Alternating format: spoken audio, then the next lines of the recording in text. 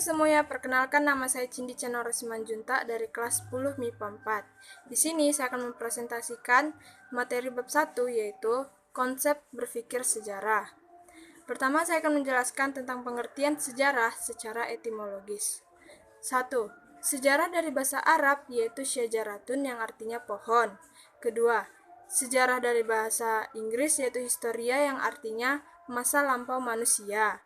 Yang ketiga, sejarah dari bahasa Yunani yaitu historia yang artinya orang pandai.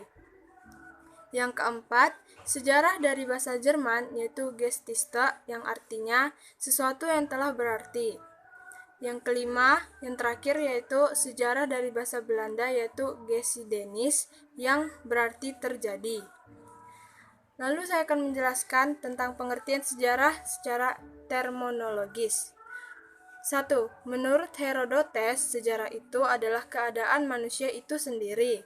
Yang kedua, menurut Ibnu Khaldun, sejarah itu catatan manusia dan peradabannya dengan seluruh proses yang nyata.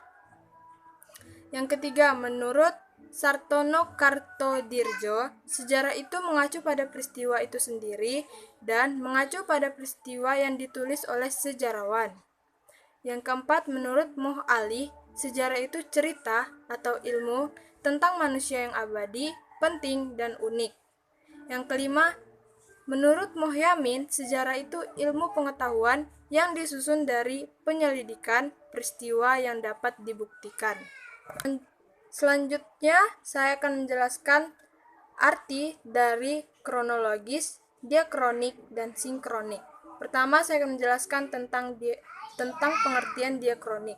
Diakronik adalah sesuatu yang melintas, melalui, dan melampaui dalam batasan waktu. Diakronik berasal dari bahasa Yunani. Diakronik terdiri dari dua kata, yaitu dia yang artinya melintas, melampaui, melalui, dan kronos artinya waktu. Yang kedua, saya akan menjelaskan tentang kronologi. Kronologi berasal dari bahasa Yunani. Kronologi terdiri dari dua kata, yaitu kronos artinya waktu dan logos artinya uraian atau ilmu. Jadi, arti kronologi adalah ilmu tentang waktu. Terakhir, saya akan menjelaskan tentang sinkronik.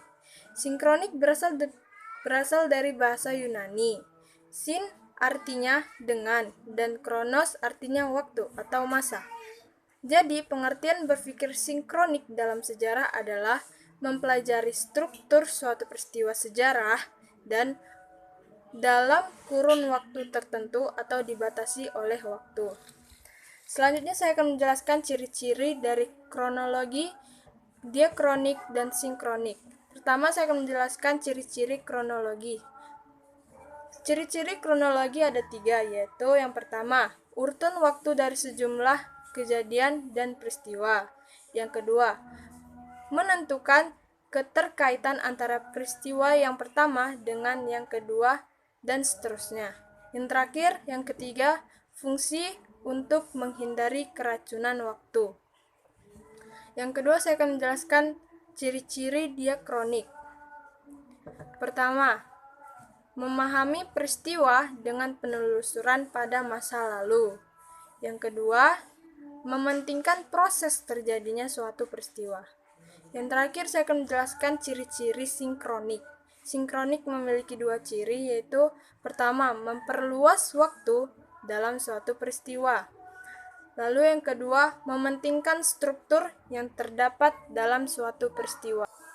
Terakhir, saya akan menjelaskan konsep berpikir sejarah. Ada 3 konsep berpikir sejarah, yaitu manusia, ruang, dan waktu. Pertama, saya akan menjelaskan konsep manusia. Konsep manusia itu pertama, pelaku semua peristiwa atau kejadian pada masa lalu atau masa lampau. Kedua, manusia terlibat dalam sejarah. Yang ketiga, manusia membuat sejarah. Yang keempat, sejarah yang kita pelajari adalah sejarah manusia. Yang kedua, saya akan menjelaskan tentang konsep ruang. Ruang itu peristiwa masa lalu yang berlangsung dalam batasan ruang. Lalu, untuk ruang akan membuktikan peristiwa itu ada dan nyata. Terakhir saya akan menjelaskan waktu. Waktu itu menjadi batasan setiap peristiwa yang terjadi. Sejarah manusia tidak terlepas dari waktu. Hanya manusia yang mengetahui kesadaran akan waktu. Sekian dari presentasi saya. Mohon maaf bila ada salah kata, dan selamat pagi semuanya.